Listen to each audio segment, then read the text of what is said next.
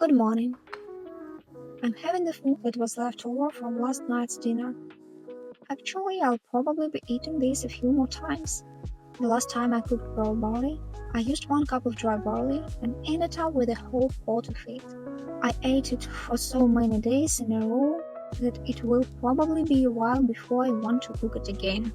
If you live alone, you probably know how this goes. Do people eat pearl barley or buckwheat porridge in your country? When I was at university, I was lucky enough to receive a scholarship and go to the United Kingdom for an internship. I was surprised that I couldn't find buckwheat in any regular grocery stores. I could only find it in a Russian store.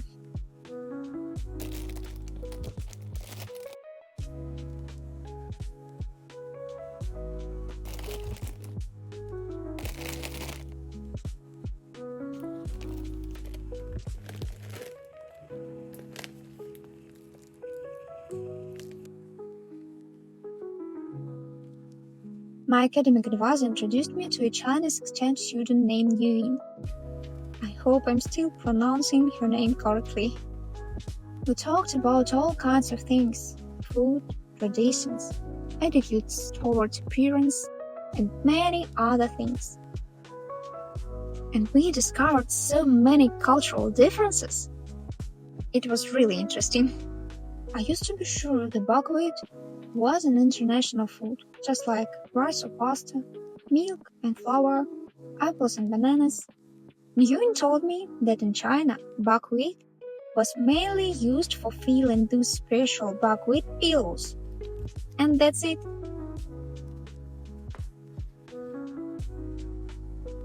I finally charged it. Do you know what I found in my library? You can probably guess. About 5 to 7 of the last books were about minimalism. I never even finished some of them. And I don't want to read them right now either. I'll have to find something else. But for now, today I want to take some old clothes to be recycled. I only get rid of things that are physically worn out. For example, I wore my warm house robe for almost 10 years. Whenever it started to tear a little, I would sew it back up. The last time it tore, it was right in the middle. The fabric had become so thin that there was no way to repair it anymore. For now, these are basically the only things I can let go of. If something isn't badly damaged, is my size so close to it, and I simply don't like it, I can't throw it away. Not yet. Even after reading a mountain of books about minimalism.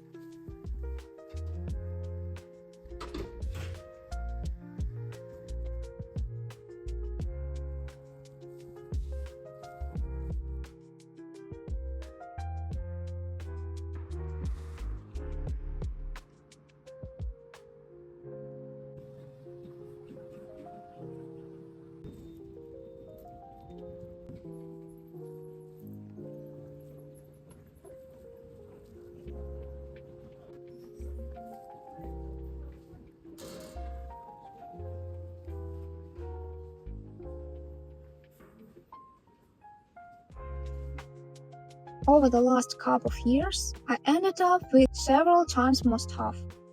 I think maybe about 10 times more. I had enough savings that I didn't have to work, but I can't just stay home and do nothing. So I went to work and I spent my entire salary on clothes and shoes. All of it.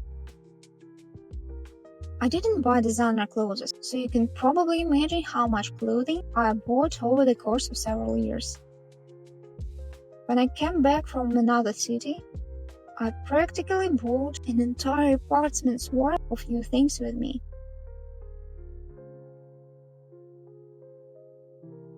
I'd already become interested in minimalism before I moved. Right around the time I started having trouble finding places to put everything I'd bought. These silk shirts are all the same. There are only different colors. They were inexpensive, so I bought a few. And then a few more. I guess I'm weird. Do you ever buy identical things? I kept thinking, I spend too much, I need to spend less. Where can I sell all of this as quickly as possible so I can finally get rid of it? How many things do I actually need to leave? And so on.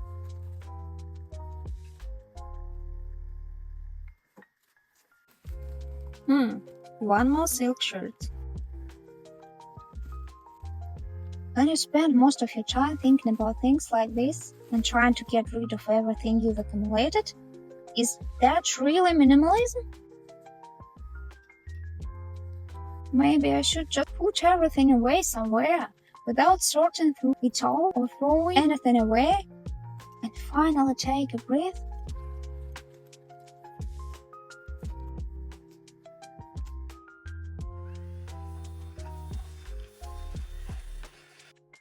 It may sound funny, but I have never thought about my things as much as I did when I became interested in minimalism.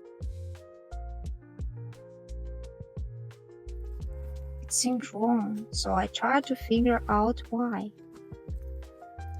What do all these things mean to me? Do I actually value them? Am I afraid of losing them? Why am I buying so much? Is this really that much?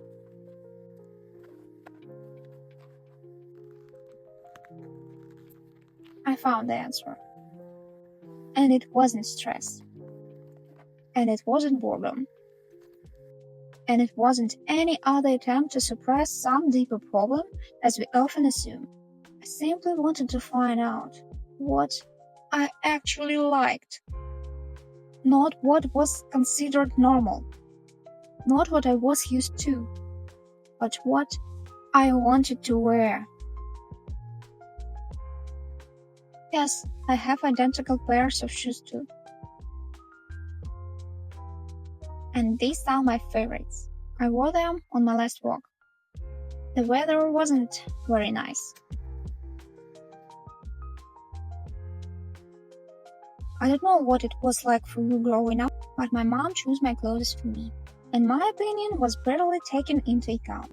Recently, my friend and me were talking about this.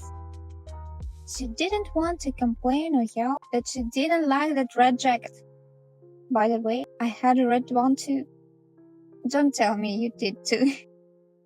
My friend knew how hard her parents worked for their money, so she didn't want to upset them.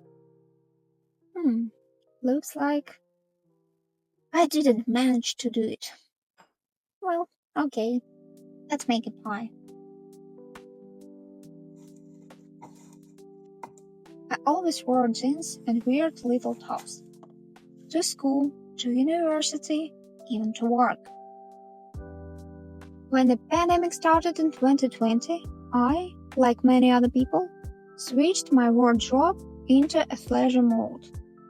I had summer tracksuits, transitional season tracksuits, and warm winter tracksuits. I didn't wear all of this because I liked it.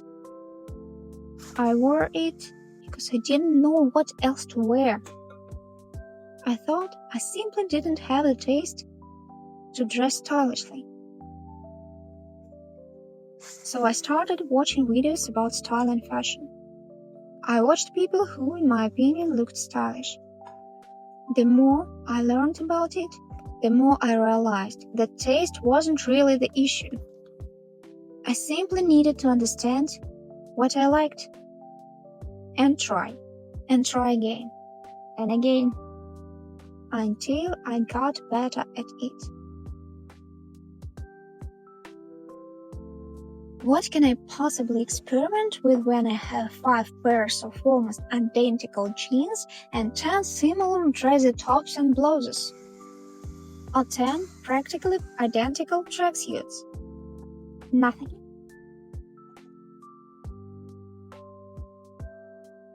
When I bought a mountain of trousers, skirts, blazers, t-shirts, shoes, boots, bags, clothes, and accessories, I finally realized something. I had spent my entire life wearing things I didn't actually like. Buying a lot of things isn't necessarily a bad thing. Sometimes you need to live with green walls and yellow curtains for a year to realize that you actually prefer something else. When I understood this, it became easier to breathe. Even with mountains of things around me. I wasn't buying problems, as people like to say these days. I don't think there is anything terrible about figuring out what you actually like. Remember that movie where the girl didn't even know how she liked her eggs?